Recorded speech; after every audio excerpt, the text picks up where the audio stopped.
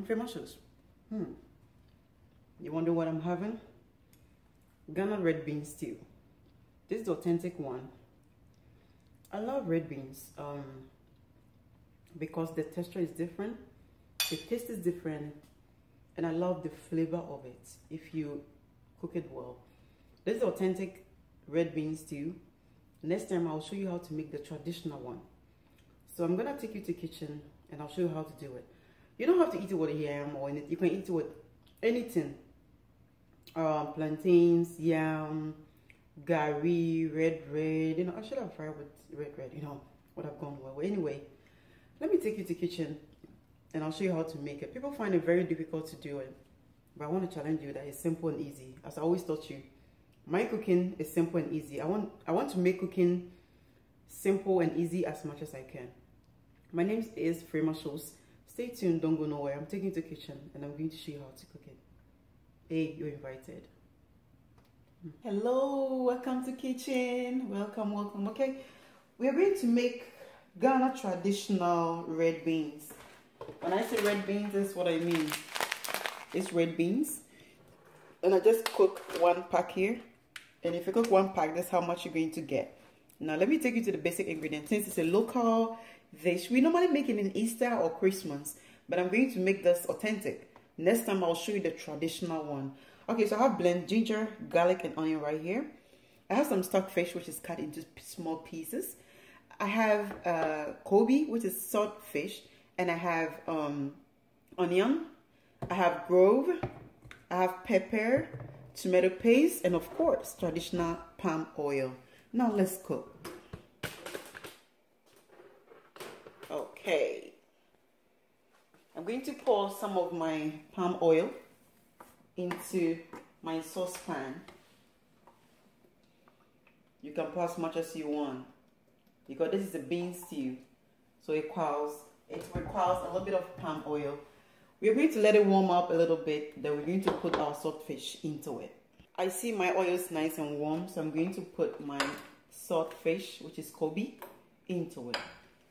Allow it to steam, also take for a few minutes, then we'll add our fresh diced onion. Stay tuned, don't go nowhere. As you can see some smoke in it, so that means it's ready. I'm going to put my onions into it. Saute the onion for a few minutes. Allow it to be nice and soft. Don't burn it though. If you make a stew, if you're making a stew and you burn onions, trust me, you lose it. Because then if the onion is burned, it comes up when the stew is done. But when it's even, you can't even tell you have onions in it. So make sure you don't burn it. Alright, I'm going to stir for a few minutes. So stay tuned, don't go nowhere. You're still watching Frema Shows. Call me CBB, Cocoa Butter Brownie, one love. Stay tuned, don't go nowhere. Alright, my onion is nice. So I'm gonna add about a teaspoon of ground grove. This is grove. And I'm going to add about another teaspoon of pepper. If you like your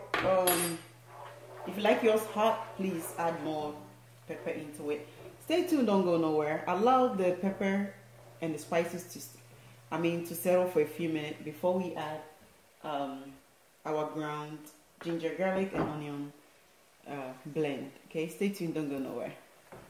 I'm still waiting for the spices that I put it in, the grove and the pepper to set it in. I will know when it's ready because I always, I know what it is. So stay tuned, don't go nowhere. We are working on it, and very soon we are going to add our ground ginger, garlic, and onions into it. Alright, so when you see bubbles like that, it tells you that your spices is ready. But when there is no bubbles and it's just settled, it means it's still cooking. But when you see bubbles, it's ready. If you don't put the rest of the next ingredient, you may end up burning it. So I'm going to put my ginger, garlic, onion to it. Allow it to cook for a few minutes. Yeah, allow it to cook for a few minutes, and we'll get back to it. Stay tuned, don't go nowhere. Still watching Frema Shows. Alright, as you can see, our ginger, garlic, and onion that we put it in is ready. So I'm going to scoop my tomato paste into it. It's about 5 tablespoons of tomato paste. Okay, stir the tomato paste. You're not going to add any tomato sauce in it. So be sure to stir it. Make sure it's all mixed together. Okay, so don't let it go. Be sure to stir it until it's all absorbed. Stay tuned, don't go nowhere. You're still watching Frema Shows. Call me CBB for short, Cocoa Butter Brownie. Stay tuned, don't go nowhere. And never let it go, just keep on stirring it. As you can see, let me show you. I just put it in for a few minutes. So I'm gonna keep on stirring it until it turns a little bit brownish. So keep on stirring it, don't let it go. Okay, I'm still working on it to make sure that tomatoes is well done before I add my stockfish. So don't let it go. Why am I using ladle? Well, my pan that I use to cook, as you can see the other one in the corner over there, I use non-stick pan, okay? So with non-stick pan, if you use iron or anything without wood, it will scratch and you lose the non-stick because it will lose the non-stick preference. So rather, I use it so that it doesn't scratch it, okay? And if you are a beginning cooker or you are getting married and you want to buy cooking utensils, please buy a non-stick pan. You will never burn your food. Stay tuned, don't go nowhere. Still watching Frema Shows. This is how it looks so far. The tomato paste is mixed together. So the next is I'm going to add my stockfish. It's nice, washed, pre-washed, and diced. So I'm going to leave it to cook for a little while so that it can absorb the stew, okay? Stay tuned, don't go nowhere.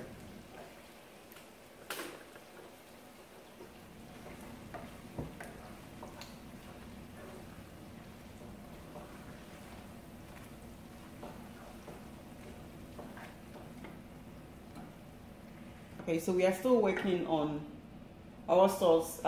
Remember I put the stockfish in it.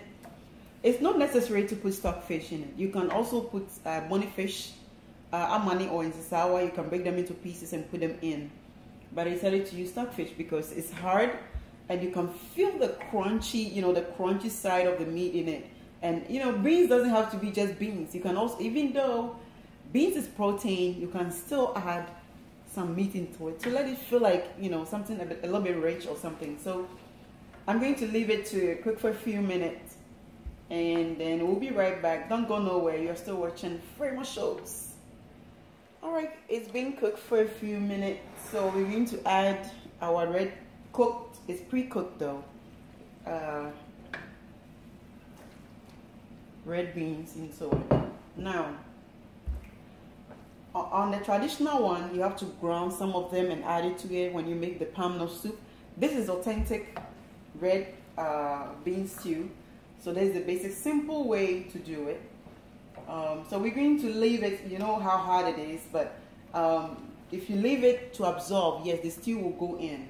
So I'm going to leave it to have a slow cook, and we'll get back to it. You're still watching Frema Shows. I'll show you when it's done.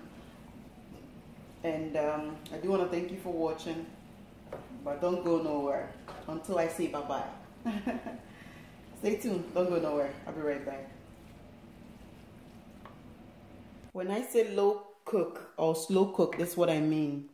It's still in the fire, but I put it into low because I want the beans to absorb, okay? I want the beans to absorb the stew so that it will taste good when you bite it. But it will take a few minutes, so allow it to stay, and I will show you when it's done. So you're still watching Frema Shows. Until you haven't heard bye-bye from me, don't go nowhere. I'll be right back. All right, our authentic red beans Ghana stew. I know people find it difficult to make it, but I just want to challenge you. Follow this procedure. It's simple and easy, and it's very tasty. It takes your time and get it done more. You can eat it with gari, bankun, ampesi, or anything that you want to eat with. The names remain Frema Shows, and I do want to thank you for watching, and I'll see you next time. Don't forget to like, share, and subscribe to my YouTube channel as well. And I do want to thank all my YouTube fans for subscribing and sharing my video as well. Thank you, and I love you all. I love you all. I love you all. Bye bye.